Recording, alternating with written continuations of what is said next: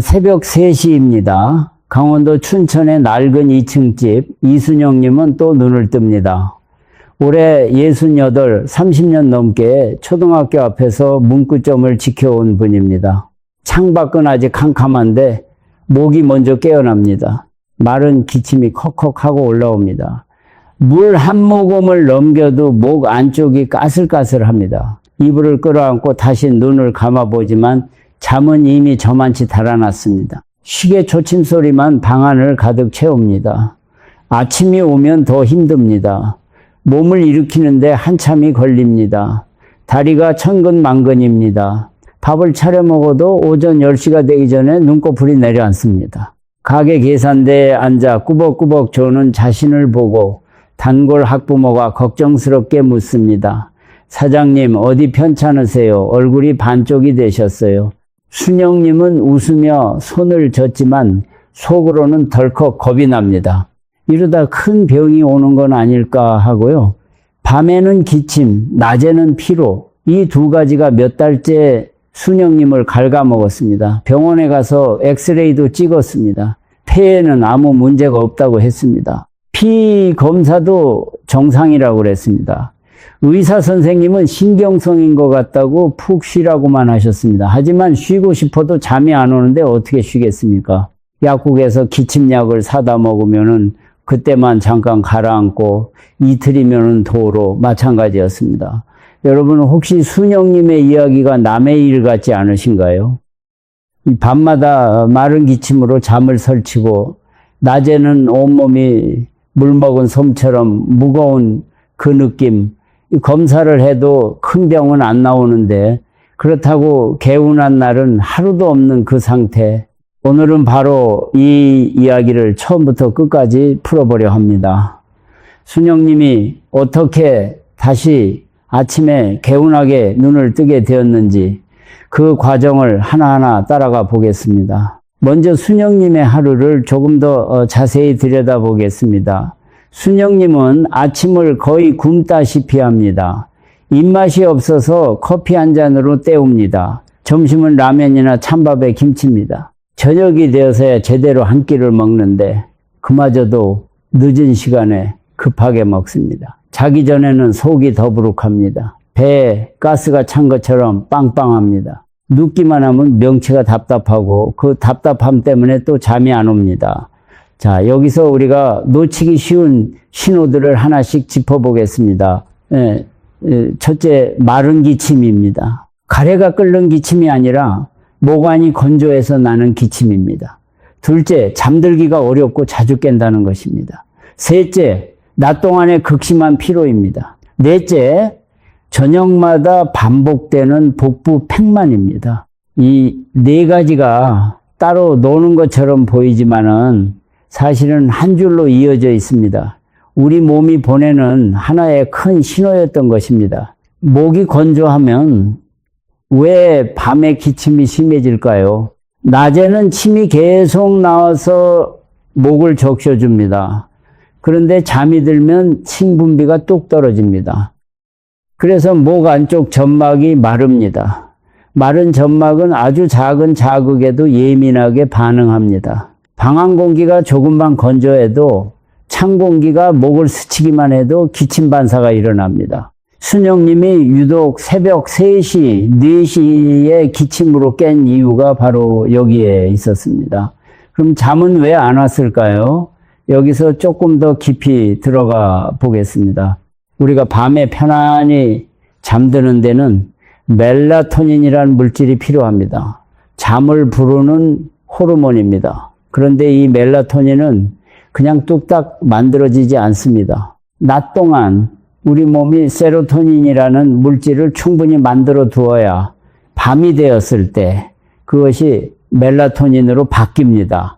마치 낮에 곡식을 창고에 채워두어야 겨울에 밥을 지어 먹을 수 있는 것과 같은 이치입니다. 그런데 순영님처럼 끼니를 대충 때우고 특히 저녁을 늦고 무겁게 먹으면 이 과정이 어긋납니다. 세로토닌을 만드는 재료가 부족해집니다. 창고가 비어 있으니 밤에 지을 밥이 없는 셈입니다. 게다가 잠들기 직전 혈당이 뚝 떨어지면 우리 몸은 깜짝 놀라 각성 호르몬을 내보냅니다.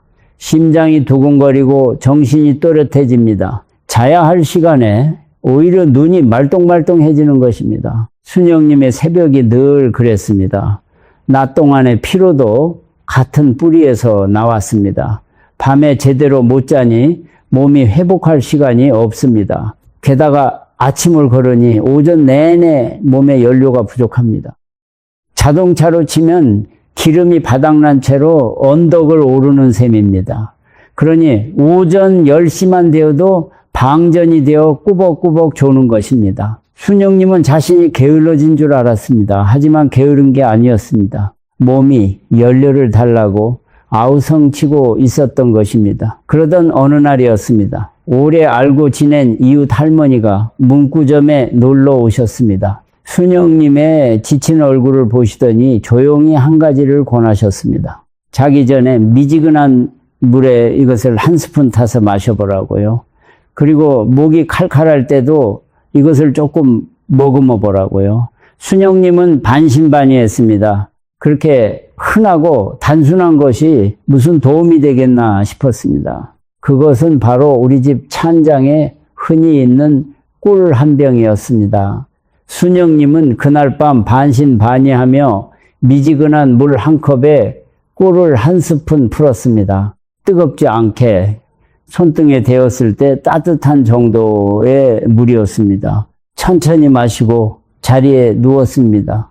신기하게도 목 안쪽이 부드럽게 코팅된 느낌이 들었습니다. 그날 새벽 순영님은 3시에 깨지 않았습니다. 5시가 넘어서야 눈을 떴습니다. 오랜만에 통잠을 잔 것입니다. 순영님은 이게 우연인가 싶어 다음 날도 그 다음 날도 똑같이 해보았습니다. 일주일이 지나자 변화가 또렷해졌습니다. 마른 기침으로 깨는 횟수가 눈에 띄게 줄었습니다. 아침에 몸을 일으키기가 한결 수월해졌습니다. 그렇다면 그 흔한 꿀 한 스푼이 순영님의 몸에서 대체 무슨 일을 한 걸까요? 지금부터 그 원리를 하나씩 벗겨보겠습니다. 이걸 알고 나면은 왜 우리 할머니 시대부터 꿀을 약처럼 귀하게 여겼는지 이해가 되실 겁니다. 먼저 기침입니다. 꿀은 끈적한 성질을 가지고 있습니다. 이 끈적함이 목 안쪽 마른 점막에 얇은 막을 씌워줍니다. 마치 튼 손에 연고를 바르면 갈라짐이 가라앉는 것과 같습니다. 자극에 예민하던 점막이 부드럽게 진정되니 기침 반사가 덜 일어납니다. 게다가 꿀에는 세균을 억누르는 성질이 있습니다. 목이 칼칼한 이유 중 하나가 자잘한 세균 자극인데 꿀이 그 자극을 눌러줍니다. 이 두 가지가 합쳐져 밤기침을 잠재운 것입니다. 이것은 옛말이 아니라 실제로 확인된 사실입니다. 세계보건기구는 어린이의 밤기침에 대해 흥미로운 권고를 내놓은 적이 있습니다.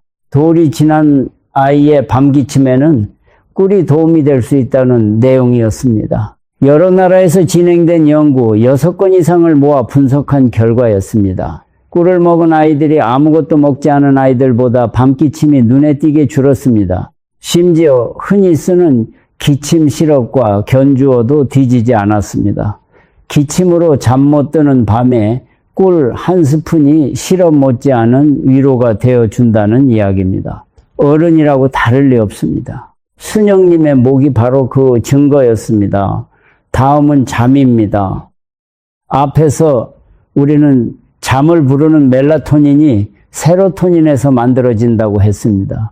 그런데 이 재료가 뇌 안으로 잘 들어가려면 약간의 도움이 필요합니다. 자기 전에 꿀처럼 부드러운 당분을 조금 섭취하면 그 재료가 뇌로 옮겨가는 길이 한결 수월해집니다. 그래서 밤에 세로토닌이 멜라토닌으로 바뀌는 과정이 원활해집니다.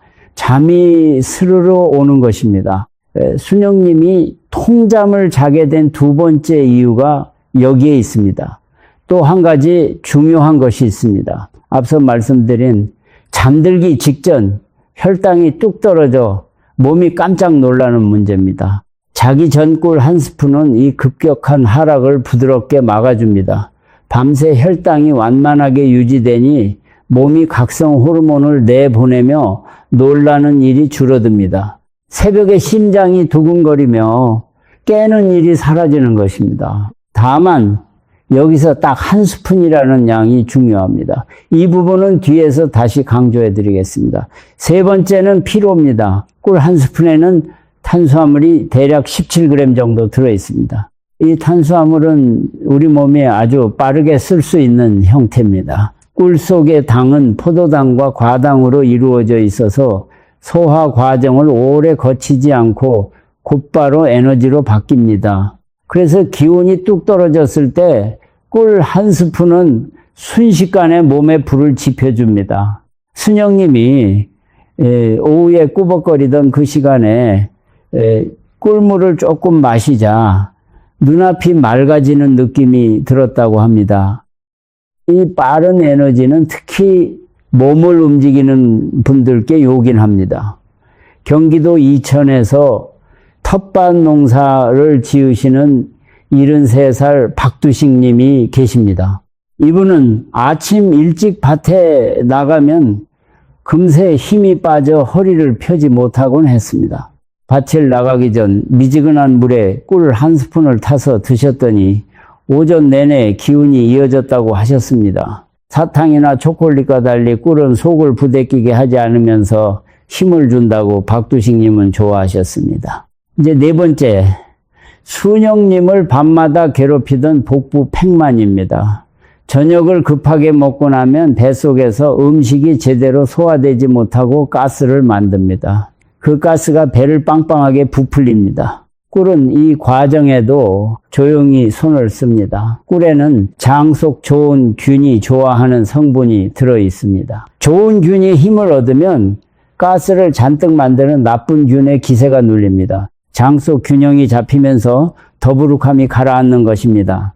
순영님은 자기 전 꿀물을 마시기 시작한 뒤로 명치가 답답해서 뒤척이던 일이 줄었다고 하셨습니다. 배가 편안하니 잠도 더 깊어졌습니다. 보십시오.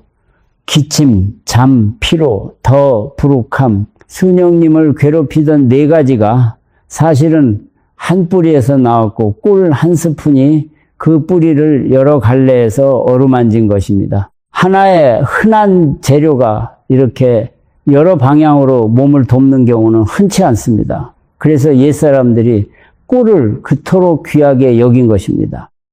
그런데 꿀의 이야기는 여기서 끝이 아닙니다. 지금까지는 순영님의 눈에 보이는 증상을 다뤘습니다. 이제부터는 겉으로 잘 드러나지 않지만 훨씬 더 중요한 우리 몸속 깊은 곳의 변화를 이야기하려 합니다. 잇몸에서 시작해 혈관을 지나 세포 하나하나에 이르기까지 꿀 한 스푼이 남기는 흔적을 따라가 보겠습니다. 지금부터가 오늘 이야기의 진짜 알맹이입니다. 잠 이야기를 조금만 더 깊이 해보겠습니다. 나이가 들면 잠이 얕아진다는 말을 많이 하십니다. 실제로 그렇습니다. 잠을 부르는 멜라토닌은 나이가 들수록 몸에서 점점 적게 만들어집니다. 그래서 60이 넘으면 젊었을 때보다 잠이 얕고 자주 깨는 것이 자연스러운 일입니다. 이건 여러분이 예민해서가 아닙니다. 몸의 시계가 나이와 함께 조금씩 달라지는 것뿐입니다. 그러니 자책하실 필요가 전혀 없습니다. 바로 이 지점에서 자기 전 꿀 한 스푼이 조용한 도움이 됩니다. 앞서 말씀드린 대로 꿀은 세로토닌이 뇌 안으로 잘 들어가도록 길을 터줍니다. 그러면 밤에 멜라토닌으로 바뀌는 재료가 넉넉해집니다. 나이 들며 줄어든 그 부족분을 조금 메워주는 셈입니다. 여기에 더해 밤새 혈당을 완만하게 잡아주니 새벽에 놀라 깨는 일도 줄어듭니다. 두 가지 도움이 겹치면서 잠이 한 겹 더 깊어지는 것입니다. 경상남도 진주에서 오랫동안 한복 바느질을 해오신 74살 서말수님 이야기를 들려드리겠습니다. 이분은 10년 넘게 새벽 2시면 어김없이 눈이 떠졌습니다. 한번 깨면 다시 잠들기까지 주어 시간이 걸렸습니다. 수면제를 먹을까 고민도 하셨지만은 약에 기대는 것이 겁이 났다고 하셨습니다. 그러다 딸에게 이야기를 듣고 자기 전 미지근한 꿀물을 드시기 시작했습니다. 처음 며칠은 별 차이가 없었습니다. 하지만 열흘쯤 지나자 새벽에 깨더라도 다시 스르르 잠드는 날이 늘었다고 하셨습니다. 서말수님은 이렇게 말씀하셨습니다. 대단한 게 아니라 그냥 몸이 조금 편안해진 느낌이라고요. 바로 그 조금 편안해진 느낌이 핵심입니다. 잠이라는 것은 억지로 밀어붙인다고 오지 않습니다. 몸의 긴장이 풀리고 마음이 놓일 때 자연스럽게 찾아옵니다. 자기 전 따뜻한 꿀물 한 잔을 마시는 그 잔잔한 의식 자체가 오늘 하루가 끝났다는 신호를 몸에 보내줍니다. 이 마음의 신호까지 더해지니 잠이 더 편안해지는 것입니다. 이번에는 피로 이야기를 조금 더 넓혀보겠습니다. 이번에는 우리가 흔히 힘이 없다고 말할 때 그 힘의 정체는 무엇일까요? 우리 몸의 근육과 뇌에는 포도당을 연료로 씁니다. 이 연료가 떨어지면은 손이 떨리고 머리가 멍해지고 짜증이 납니다. 특히 나이가 들면 몸에 연료를 저장해 두는 창고가 젊었을 때보다 작아집니다. 그래서 조금만 움직여도 금세 바닥이 납니다. 오전 나절에 벌써 지치는 이유가 여기에 있습니다. 꿀은 이럴 때 아주 빠른 연료가 됩니다. 밥이나 빵은 소화되어 힘이 되기까지 시간이 걸립니다. 그런데 꿀 속의 당은 이미 잘게 나뉜 형태라 위에서 곧바로 흡수됩니다. 먹고 나서 얼마 지나지 않아 기운이 도는 것을 느낄 수 있습니다. 그러면서도 사탕처럼 혈당을 급하게 확 올렸다가 뚝 떨어뜨리지 않습니다. 꿀 속의 과당이 그 흐름을 조금 완만하게 붙잡아 주기 때문입니다. 급하지도 않고 오래가는 은근한 연료인 셈입니다. 충청남도 서산에서 새벽마다 갯벌에 나가 조개를 캐시는 69 나옥천님이 계십니다. 이분은 찬 바닷바람을 맞으며 몇 시간씩 허리를 굽히고 일하십니다. 예전에는 두어 시간만 지나면 온몸에 힘이 빠져 주저앉곤 하셨습니다. 언제부턴가 일 나가기 전 꿀 한 스푼을 물에 타드시고 참을 먹을 때도 꿀물을 챙기셨습니다. 그 뒤로 오전 일을 끝까지 마칠 수 있게 되었다고 하셨습니다. 몸 쓰는 일을 하시는 분들에게 꿀은 이렇게 든든한 벗이 됩니다. 다만 여기서도 한 스푼의 원칙은 변하지 않습니다. 힘이 난다고 자꾸 더 드시면은 그만큼 열량도 쌓입니다. 피로할 때 딱 한 스푼, 그것이 지혜입니다. 그리고 만성적으로 늘 피곤하시다면 꿀에만 기대지 마시고 그 뿌리를 살펴야 합니다. 잠은 충분한지, 끼니는 거르지 않는지, 물은 잘 드시는지 말입니다. 꿀은 이 모든 것을 돕는 조력자이지 그 자체로 모든 것을 해결하는 만병통치약이 아닙니다. 이 점을 늘 마음에 두셔야 합니다. 먼저 잇몸입니다. 나이가 들수록 잇몸이 약해집니다. 이가 시리고 잇몸에서 피가 나고 입안에서 냄새가 올라옵니다. 이 모든 것의 뒤에는 입안에 나쁜 세균이 있습니다. 세균이 잇몸 사이에 자리 잡고 잇몸을 조금씩 헐게 만드는 것입니다. 그런데 앞서 말씀드렸듯이 꿀에는 세균을 억누르는 힘이 있습니다. 좋은 꿀은 잇몸 사이에 나쁜 세균이 함부로 늘어나지 못하게 눌러줍니다. 충청북도 제천에서 홀로 지내시는 76 김말년님 이야기를 들려드리겠습니다. 이분은 몇 해 전부터 양치할 때마다 잇몸에서 피가 났습니다. 찬물만 마셔도 이가 시렸습니다. 딸이 권해서 자기 전 양치를 마친 뒤 꿀을 아주 조금 손끝에 묻혀 잇몸에 부드럽게 발라보셨습니다. 몇 주가 지나자 양치할 때 피가 배어나오는 일이 줄었다고 하셨습니다. 물론 심한 잇몸병은 반드시 치과에 가야 합니다. 하지만 가벼운 잇몸 자극에는 꿀이 조용한 도움이 됩니다. 여기서 한 가지 짚고 넘어가겠습니다. 꿀은 달아서 오히려 이를 썩게 하지 않느냐고 걱정하실 수 있습니다. 아주 좋은 질문입니다. 그래서 순서가 중요합니다. 잇몸에 이롭게 쓰려면은 반드시 양치를 먼저 하고 아주 소량만 쓰고 그 뒤에는 물로 입을 가볍게 헹구는 것이 좋습니다. 입안에 단 것을 오래 머금고 자면은 당연히 이에 해롭습니다. 무엇이든 쓰는 방법을 알아야 약이 되고 모르면 오히려 독이 됩니다. 다음은 눈에 보이지 않는 아주 중요한 이야기, 바로 항산화입니다. 우리 몸은 숨을 쉬고 음식을 태워 에너지를 만드는 과정에서 찌꺼기 같은 것을 만들어냅니다. 이 찌꺼기를 활성산소라고 부릅니다. 활성산소는 세부치를 녹슬게 하는 것처럼 우리 몸의 세포를 조금씩 녹슬게 합니다. 이 녹이 쌓이면 혈관이 딱딱해지고 피부에 주름이 지고 여러 병의 씨앗이 됩니다. 노화라는 것이 결국 이 녹슴의 과정입니다.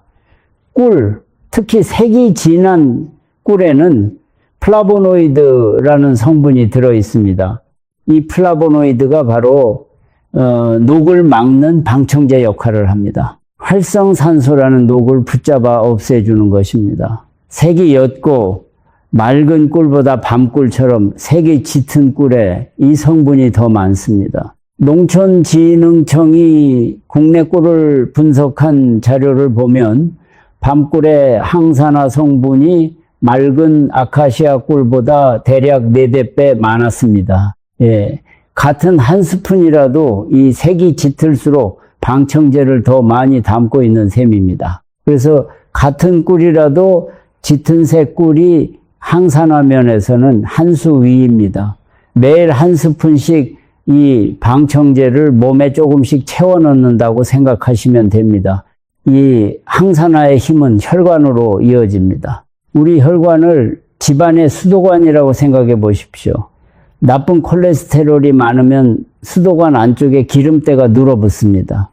이 기름때가 쌓이고 굳으면은 관이 좁아지고 딱딱해집니다. 이것이 바로 동맥경화입니다. 물길이 좁아지니 심장은 더 세게 펌프질을 해야 하고 그러다 어느 날 관이 막히면 큰일이 납니다. 우리가 가장 두려워하는 심장병과 뇌졸중이 여기서 옵니다. 꿀의 항산화 성분은 이 기름때가 혈관벽에 눌어붙어 굳는 과정을 늦추는 데 도움을 줍니다. 녹슨 기름때가 잘 들러붙지 못하게 방해하는 것입니다. 대구에서 오래 목욕탕을 운영해 오신 70살 정복동님이 계십니다. 건강검진에서 나쁜 콜레스테롤 수치가 높다는 말을 들으셨습니다. 기름진 음식을 줄이고 설탕 대신 요구르트나 차에 꿀을 아주 조금 넣어 드시기 시작했습니다.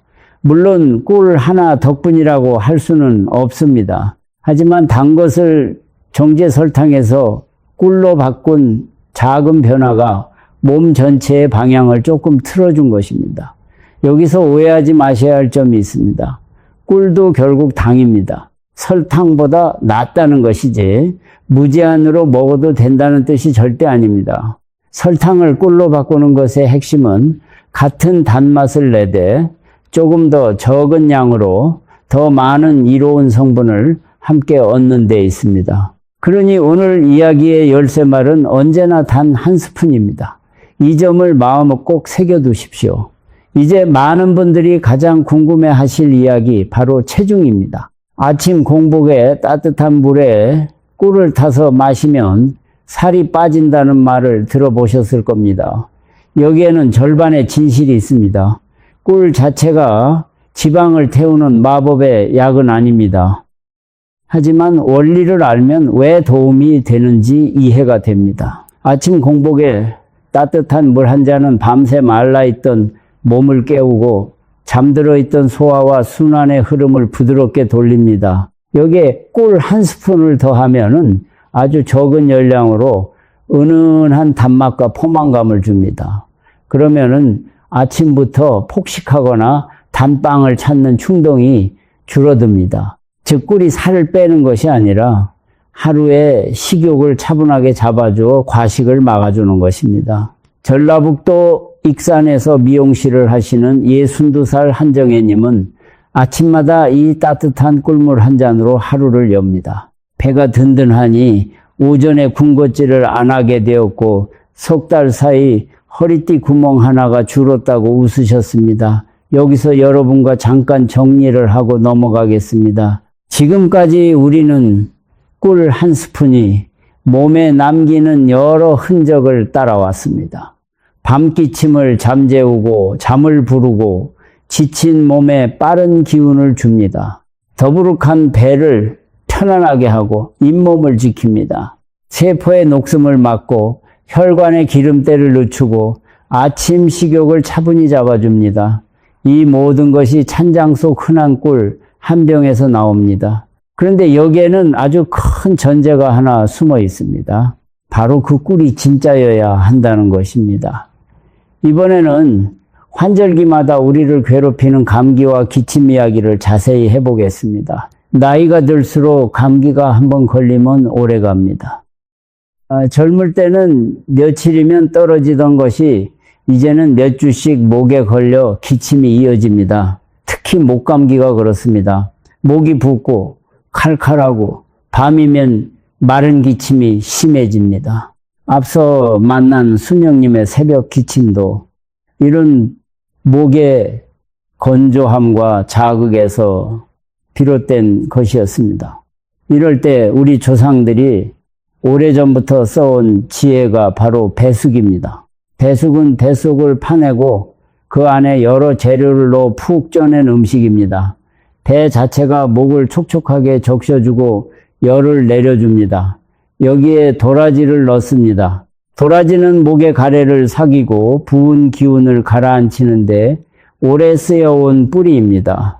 대추를 넣어 속을 따뜻하게 하고 마지막에 꿀을 더합니다. 꿀은 이 모든 재료를 하나로 감싸며 목의 세균 자극을 눌러주는 마무리 역할을 합니다. 여기서 다시 한번 강조하고 싶은 것이 있습니다. 배숙을 만드실 때 꿀은 반드시 마지막에 김이 어느 정도 식은 뒤에 넣으셔야 합니다. 배와 도라지, 대추를 먼저 푹 찌고 불을 끄고 한 김 나간 다음 꿀을 넣어 드십시오. 처음부터 꿀을 넣어 오래 끓이면 목을 지키는 꿀에 이로운 성분이 열에 다 사라집니다. 이 작은 순서 하나가 배숙의 힘을 살리기도 하고 죽이기도 합니다. 오늘 이것만큼은 꼭 기억해 두십시오. 강원도 정선 산골에서 홀로 지내시는 77 최영달님 이야기입니다. 이분은 겨울마다 목감기를 심하게 앓으셨습니다. 한번 걸리면 한 달을 기침으로 고생하셨습니다. 몇 해 전부터 초겨울이 되면 배와 도라지, 대추를 넣고 배숙을 만들어 식힌 뒤 꿀을 넣어 드시기 시작했습니다. 목이 칼칼해질 낌새가 보이면 미리 며칠 챙겨 드셨습니다. 그 뒤로 감기가 예전처럼 오래가지 않는다고 하셨습니다. 병원약을 대신하는 것은 아니지만 초기에 목을 다스리는 데 큰 위안이 된다고 하셨습니다. 물론 여기서도 분명히 말씀드릴 것이 있습니다. 열이 펄펄 나거나 기침이 2주 넘게 이어진다면 배숙만 붙들고 계시면 안 됩니다. 반드시 병원에 가서 진찰을 받으셔야 합니다. 배숙과 꿀은 가벼운 목감기 초기를 다독이는 데 좋은 것이지 심한 병을 대신하는 치료제가 아닙니다. 이 경계를 아는 것이 진짜 지혜입니다. 좋은 것도 제자리를 알아야 약이 됩니다. 이제 꿀에도 여러 종류가 있다는 이야기를 해드리겠습니다. 같은 꿀이라도 벌이 어떤 꽃의 꿀을 모았느냐에 따라 성질이 다릅니다. 아카시아 꿀은 색이 맑고 향이 부드럽습니다. 맛이 순해서 물에 타 마시기 좋습니다. 밤꿀은 색이 진하고 맛이 조금 쌉니다. 앞서 말씀드린 항산화 성분, 즉 플라보노이드가 색이 진한 밤꿀에 더 많이 들어 있습니다. 야생화 꿀은 여러 꽃의 꿀이 섞여 향이 깊습니다. 각자 입맛과 목적에 맞게 고르시면 됩니다. 목을 다스리고 몸의 녹슴을 막는 데 무게를 두신다면 색이 진한 꿀이 조금 더 낫습니다. 반대로 맛이 순한 것을 좋아하시고 매일 물에 타드실 거라면 아카시아 꿀이 편합니다. 무엇이 더 좋고 나쁘다기보다 여러분의 몸과 입맛에 맞는 것을 꾸준히 드시는 것이 가장 좋습니다. 아무리 좋은 꿀도 하루 이틀 먹고 마는 것보다 순한 꿀이라도 매일 한 스푼씩 이어가는 것이 몸에는 훨씬 이롭습니다. 한 가지 더, 꿀의 면역 이야기입니다. 우리 몸에는 나쁜 것과 싸우는 방어군이 있습니다. 이 방어군이 튼튼해야 감기든 잔병이든 잘 이겨냅니다. 꿀 속의 여러 성분은 이 방어군을 은근히 북돋아주는 것으로 알려져 있습니다. 앞서 이야기한 항산화, 즉 세포의 녹슴을 막는 힘도 결국 방어군의 부담을 덜어주는 일입니다. 몸속에 녹이 덜 쌓이면은 방어군이 다른 급한 일에 힘을 쓸 수 있습니다. 이렇게 꿀의 여러 힘은 서로 얽히며 몸 전체를 조용히 받쳐줍니다. 전라남도 순천에서 손주를 돌보며 지내시는 66 강복래 님이 계십니다. 이분은 한절기마다 손주에게 감기를 옮아 고생하셨습니다. 몇 해 전부터 아침 저녁으로 꿀물을 챙겨 드시고 잘 주무시고 물을 자주 드시는 습관을 들이셨습니다.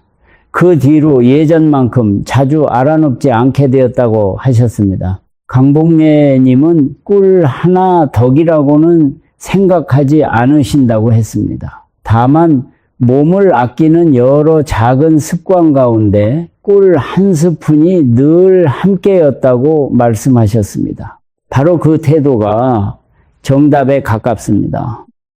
여기서 많은 분들이 궁금해하시는 질문에 답해 보겠습니다.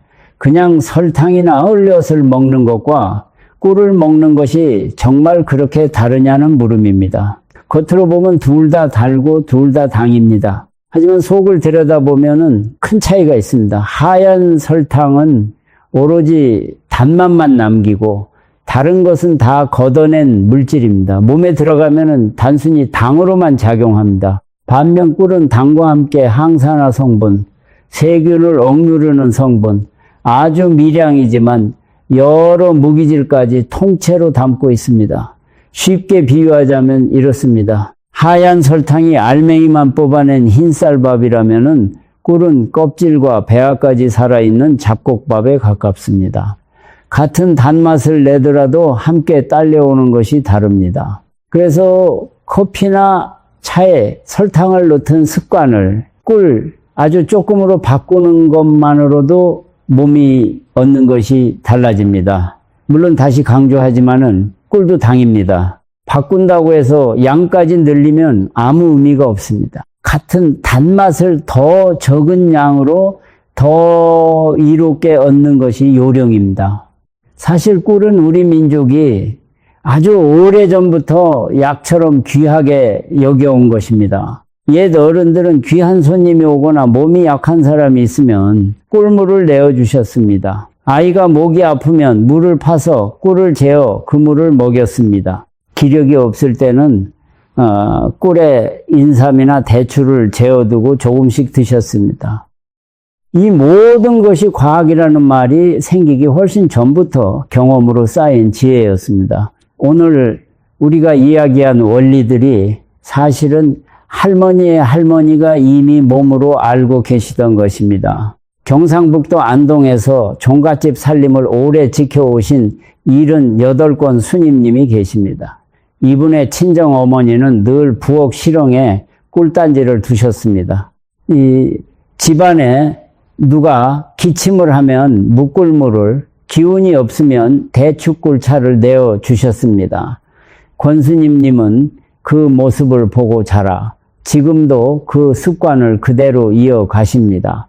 다만 이제는 반드시 미지근하게 하루 한 스푼만 지켜서 드십니다. 옛 지혜에 오늘의 요령을 더한 것입니다. 이렇게 전해 내려온 지혜를 우리 세대가 잘 이어가는 것도 참 소중한 일입니다. 자, 지금까지의 이야기를 여러분과 함께 다시 한번 짚어보겠습니다. 우리는 춘천의 순영님에게서 출발했습니다. 밤기침과 불면과 피로, 그리고 더부룩한 배가 사실은 한 뿌리에서 나왔음을 보았습니다. 그리고 꿀 한 스푼이 목의 점막을 다독이는 과정을 보았습니다. 잠을 부르는 재료를 돕고 지친 몸에 빠른 연료가 되며 장을 편안하게 하는 과정도 하나하나 따라왔습니다. 눈에 보이지 않는 곳에서는 잇몸을 지키고 세포의 녹숨을 막고 혈관의 기름때를 늦추는 일까지 해냈습니다. 그리고 우리는 아주 중요한 조건들도 함께 배웠습니다.